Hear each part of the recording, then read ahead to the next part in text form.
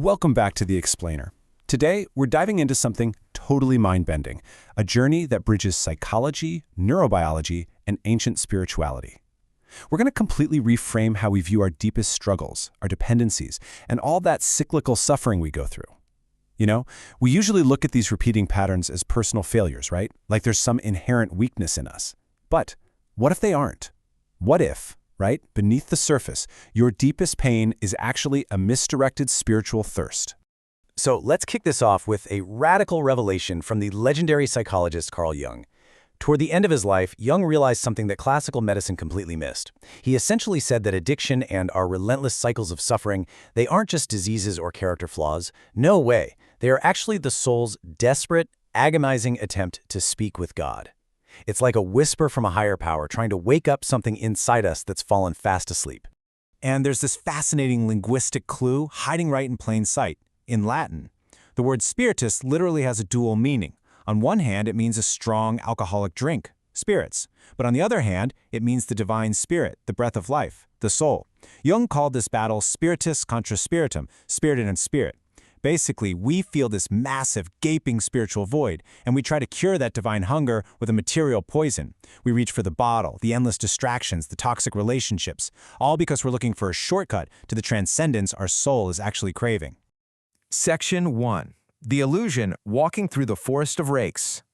Okay, but why do we keep repeating these patterns, especially when they hurt so much? The source material uses this vividly accurate, kind of comical metaphor. Imagine you're walking through a forest of rakes. You take a step on a rake, and the handle smacks you right in the face. Ouch. You shake it off, take another step, and smack. It happens again. You are literally doing the exact same actions, making the exact same painful mistakes, and you are totally blind to the pattern. You think you're moving forward, but really, you're just continuously taking hits from your own unresolved cycles. So here is the absolutely crucial question. What if you aren't actually going anywhere at all? What if that forward movement you think you're making in life is just a complete illusion? The sources describe this as walking on a centerless surface. It's a singularity where no matter how fast you walk or run, you stay tethered to the exact same energetic spot. You're just trapped in a loop of your own making, basically shielding yourself from the actual truth of your existence. Section 2. The Virtual Reality Illusion. To understand how we actually break free from this, we have to look at the very nature of reality itself. Think of being trapped in a dark, enclosed sphere, endlessly experiencing the pain of a cyclical reality. It is exactly like wearing a pair of virtual reality glasses. We construct this shell of pain, loss, and resentment, and we mistake these really intense, painful sensations for authentic life. But there is a path bathed in light, and the choice is entirely yours.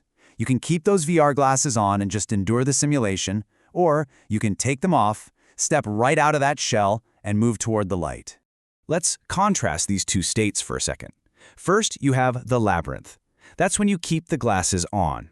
You're running endlessly on that surface without a center, desperately seeking external fixes to fix internal voids, and suffering all the physical limitations of your shell. Then you have the singularity. This happens when you simply let go. You take off the glasses. You realize that true freedom isn't found by escaping to some other place. It's found by stopping, releasing that shell of suffering, and realizing that everything, including you, is light. Section 3. Confronting the hidden shadow. Now, taking off those VR glasses. Yeah, that is not a simple task. Before we can step into the light, we first have to descend into the dark.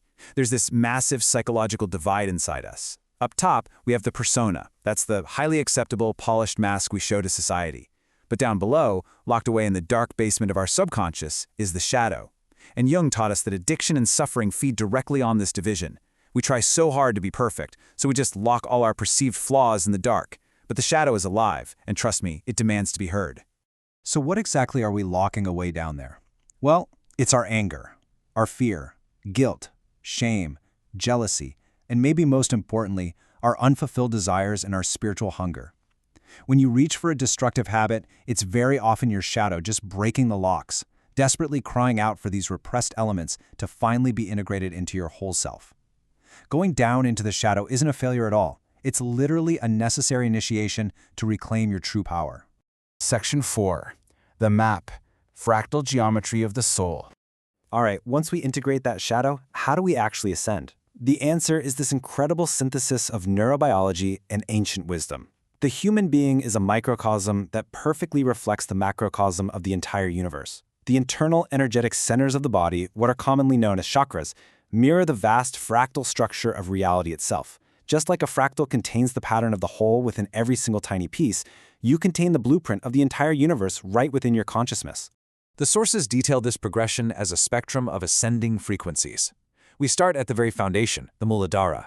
This vibrates at 396 Hz. It's rooted in survival, physical stability, and fear. But as we do the inner work, that energy moves upward. We pass through Manipura at 528 Hz, which is where we find our willpower. Then we rise to Anahata at 639 Hz, unlocking unconditional love. And finally, we reach Sahasrara at over 1000 Hz, where we actually experience divine connection and unity. It's a literal, measurable frequency shift from basic biological survival straight up to spiritual awakening. So the big takeaway here is that we are absolutely not passive observers in life. Because our biological energy operates on these frequencies, we are an active part of the universal resonance. We are creators. By changing our internal frequency, by consciously stepping out of fear and stepping into love and unity, we fundamentally alter the actual reality we experience day to day. Section 5. Breaking the loop of the soul. To truly master all this creation, we have to understand the journey our soul takes through this system, basically to break what's known as the loop of the soul. The texts map out our existence as this cyclical journey, a lot like a Mobius strip. We move from birth into a brand new body, we go through a life of expansion and learning, and then hit the transition we call death. Then comes a period of integration between lives, eventually leading right back to reincarnation. The end is literally just a transition back to the beginning. We ride this loop to gather experiences and evolve our consciousness.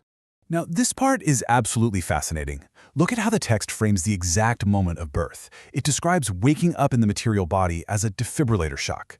It's this violent, jarring blow to the chest as the soul is squeezed back into a physical shell. No wonder babies come out crying, right? But instead of resenting this intense pain, the fully awakened soul views it with immense gratitude. It's an opportunity for humility. It means the continuation of life.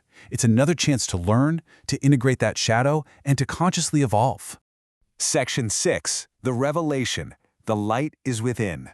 We've looked at the pain of the descent, the illusion of the maze, the energetic ascent, and the whole cosmic loop.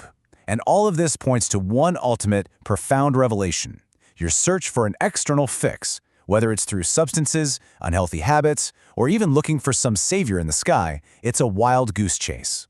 You do not need to go anywhere to find God or to find true freedom. Through the synergy of being, through the fractal geometry of your very own soul, the light you have been desperately searching for is already within you. You literally are the light. So, I'm going to leave you with this final thought to carry with you today. Now that you know the map and you understand the mechanics of the illusion, the choice is entirely yours. Are you going to keep walking blindly through that forest of rakes, letting your shadow dictate your painful loops? Or will you finally take off those virtual reality glasses, accept absolutely every part of yourself, and become the light you were always meant to be? Think about it. Catch you next time on The Explainer.